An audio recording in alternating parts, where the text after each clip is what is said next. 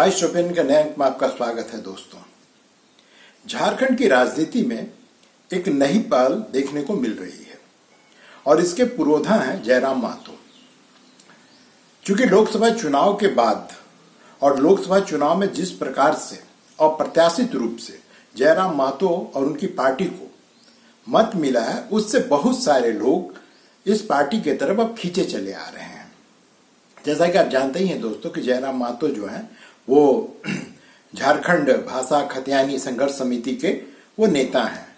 आप उनको ये भी कह सकते हैं कि वो उसके सुप्रीमो हैं, जो भी आप कहना चाहें। तो उन्होंने लोकसभा चुनाव में जब अपने उम्मीदवार खड़े किए तो लोगों ने कहा कि इसको ये वोट कटुआ है, और उस समय लग भी रहा था कि ये वोट कटुआ से ज्यादा इनकी यहाँ पे कोई स्कोप भी नहीं है। लेकिन जब लोकसभा चुनाव का परिणाम आया, इनको एक भी सीट नहीं मिला। मैं फिर से कह रहा हूं दोस्तों कि जयराम के पार्टी को एक भी सीट नहीं मिली। इसके बावजूद जो भी राजनीतिक पंडित है उन सब ने इनके प्रयास को सराहा और सब ने कहा कि ये भविष्य की पार्टी है। भविष्य की पार्टी का मतलब ये होता है दोस्तों कि भविष्य में जब यहाँ पर विधानसभा का चुनाव होगा या फिर यहाँ पर स्थानीय निकायों का चुनाव होगा तो जयराम महतो एक बड़ी शक्ति के रूप में उभर कर लोगों के सामने आवेंगे।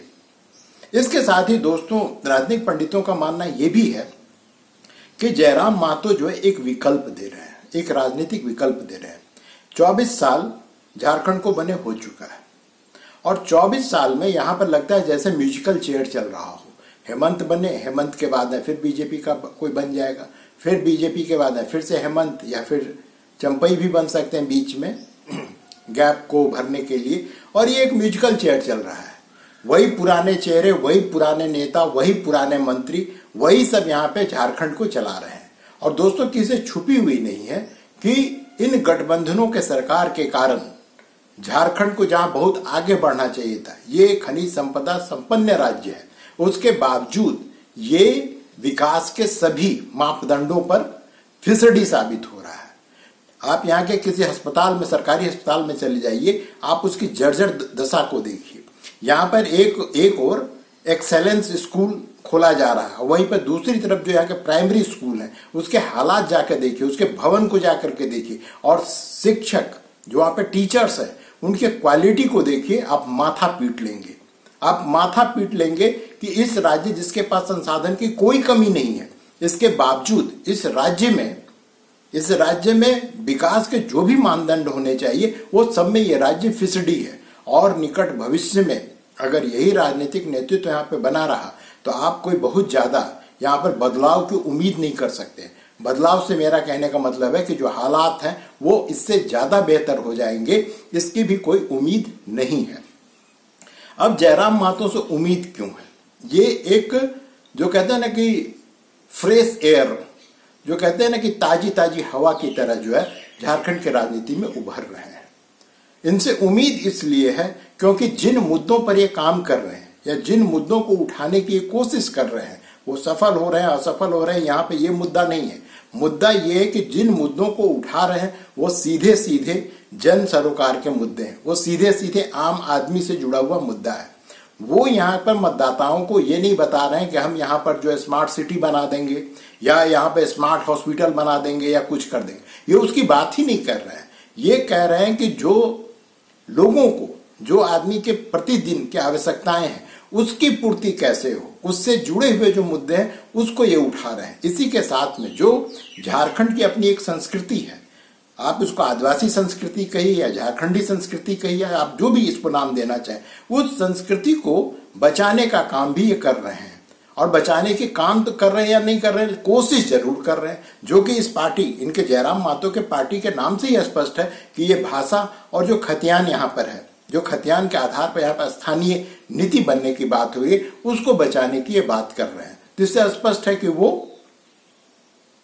जो यहाँ के लोग हैं, जो झारखंड के लोग हैं, ये उनकी बात कर रहे हैं। और ये बड़ी अच्छी बात है। हर राज्य अगर अपने लोगों के बारे में सोचना प्रारंभ कर दे तो हर राज्य के हालात बदल जाएंगे और अगर यहाँ पर झारखंड में अगर नेता अपने लोगों के बारे में सोचना प्रारंभ कर दे तो स्वाभाविक है कि झारखंड का भी हालत बदल जाएगा। तो दोस्तों इससे इतर, लेकिन जो बात आज मैं करने जा रहा हूँ इस वीडियो में वो इससे इतर है, अलग है, थोड़ा विषयांतर हो गया है। मुद्दा ये है कि यहाँ पे हर पार्टी, जैसा कि मैंने पहले कहा, वही चेहरे हैं, वही एमएलए हैं, एक आध बदल जाए तो बदल जाए, इस बार ये जीत गया अगली बार वो जीतेगा, लेकिन पार्टी जो है उन्हीं को उम्मीदवार बनावेगा, ये भी तय है। हर जगह पे, हर विधानसभा की यही स्थिति है कि कोई भी यहाँ पे नया चेहरा या नई सोच के साथ में नहीं आ रहा है।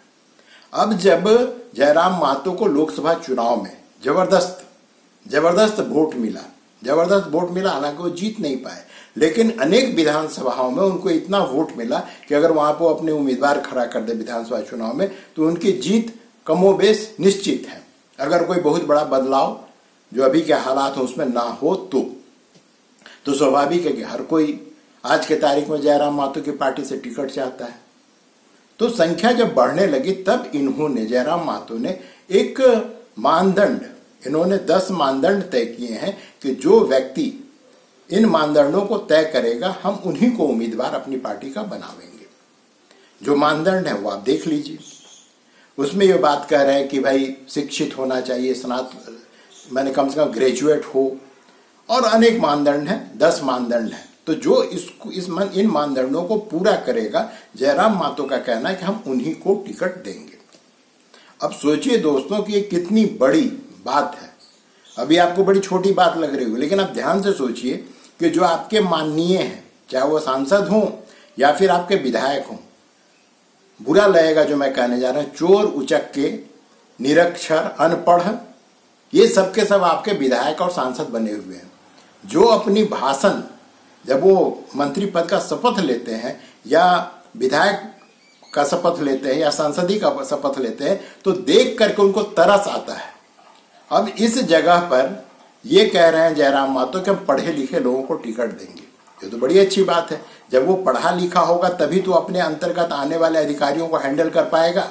नहीं तो होता क्या है कि जो आईएएस हैं या पीसीएस हैं, जो अधिकारी होते हैं, वो 2 मिनट में विधायक हो या मंत्री हो उसको अपनी बात मनवा लेता है, और कभी भी जनता के से जुड़े हुए मुद्दे का जो समाधान होना चाहिए विधायकों के द्वारा, सांसदों के द्वारा, मंत्रियों के द्वारा, वो हो नहीं पाता है।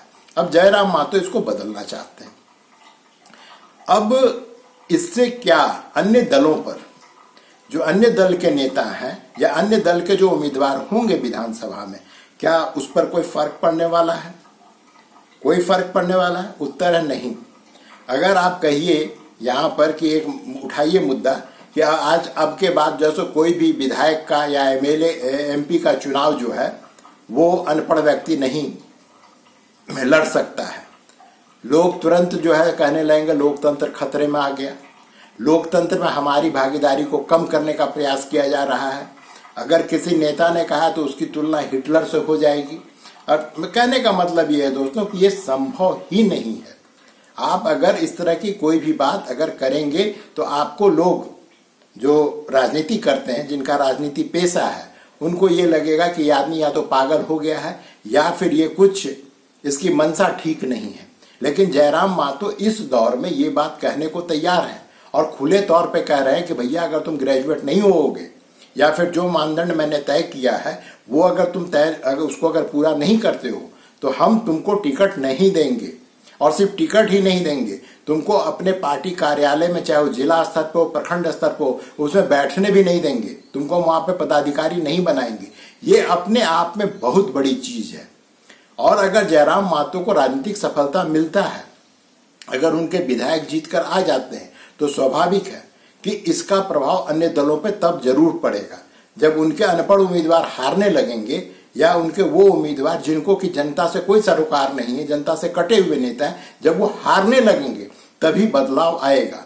तो इस जो जयराम महतो का जो ये प्रयास है, इसकी जितनी सराहना की जाए वो कम है। साथ ही ये स्वागत योग्य कदम है, क्योंकि इसमें जो है राजनीति को बदलने की, झारखंड की राजनीति को बदलने की क्षमता है। लेकिन दोस्तों, इसी तरह की बात करके तो केजरीवाल भी राजनीति में आए थे। उन्होंने भ्रष्ट आचरण को, नेताओं के भ्रष्ट आचरण को बदलने की कोशिश की थी, लेकिन आज वो कहां है। ये मैं इसलिए कह रहा हूं, मैं जयराम महतो के जो मंशा है उस पर सवाल नहीं उठा रहा हूं। मैं सवाल उठा रहा हूं कि जो राजनीति है वो राजनीति बड़े बड़ों को बदल देती है। मेरा प्रश्न है कि क्या जयराम महतो कल के तारीख में, आज वो शपथ लेते घूमते हैं और लेना भी चाहिए कि हाँ भाई मैं यही काम करूंगा, लेकिन कल जब वो राजनीतिक रूप से सफल हो जाते हैं, स्वाभाविक है कि वो सरकार बनाने की स्थिति में तो नहीं होंगे, लेकिन अगर वो किसी सरकार का समर्थन करते हैं तो क्या उस स्थिति में भी इनमें कोई बदलाव नहीं आएगा। यही प्रश्न जो है सबसे बड़ा प्रश्न है आज के तारीख में, कि कल के तारीख में जब जयराम महतो सफल हो जाएंगे तब भी वो आज के जयराम महतो रहेंगे। ये मैं इसलिए कह रहा हूं क्योंकि कांग्रेस ने इनको अपने एक दिल्ली बुला करके, जो अपने कार्यकर्ताओं का वो डेमोक्रेसी स्कूल चलाता उसमें इनको भी बुलाया था। और कांग्रेस की ये पुरानी आदत है कि हर उभरते हुए नेता को अपने कॉन्क्लेव में शामिल करो और धीरे धीरे उसका ब्रेन वॉश करो और अंततः या तो उसको कांग्रेस में शामिल करवा लो या फिर उसको जो है अपना सहयोगी बना लो। और जब कांग्रेस के आप सहयोगी बनेंगे तो स्वाभाविक है कि आपके चलने वाली नहीं है। कन्हैया कुमार बहुत बड़े क्रांतिकारी नेता थे, जेएनयू में छात्र नेता थे। जिस प्रकार से आज जो है जयराम महतो की स्थिति है, एक जमाने में उनकी भी यही स्थिति थी। आज के तारीख में कन्हैया कुमार कहां है। कांग्रेस का झोला ढोने के सिवाय उस व्यक्ति के पास में कोई कार्य है? कोई कार्य है? और वो कोई भी जिसको बोलते हैं सकारात्मक जो है कुछ भी योगदान जो है वो राष्ट्र के लिए या लोगों के लिए, किसी के लिए कर पा रहा है? उत्तर है नहीं। तो जयराम महतो जो है, जो अभी इनको कांग्रेस के कॉन्क्लेव में बुलाया जा रहा है, तो जब वहां जाएं तो अपना जो है, जो अपनी जो आज के तारीख में उनकी पर्सनालिटी है, आज के तारीख में जो उनकी सोच है, उस सोच को कम से कम जो है दूषित ना कर लें और दूषित करके ना आ जाएं। और जो कांग्रेस के सहयोगी अगर बनना भी है तो कम से कम कांग्रेस बनने की कोशिश ना करें।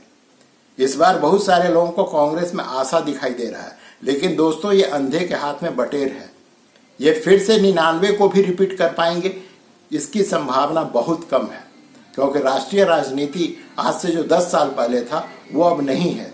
राष्ट्रीय राजनीति पूरा बदल चुका है और इस दौर में ये सोच लेना कि हम पुरानी परिपाटी की राजनीति करके सफल हो जाएंगे, ये लगभग असंभव है। तो जयराम महतो नई पहल लेके आए हैं, उनका स्वागत कीजिए और देखिए वो कितने सफल हो पाते हैं। हालांकि उनकी सफलता की कामना सबको करना चाहिए, क्योंकि अगर वो सफल होंगे और जो आज वो हैं वो अगर बने रहेंगे तो कम से कम झारखंड की राजनीति और झारखंड का जो समाज है उसमें परिवर्तन अवश्य ही आएगा। दोस्तों आज के अंक में बस इतना ही, मिलते हैं अगले अंक में, तब तक के लिए आज्ञा दीजिए, नमस्कार।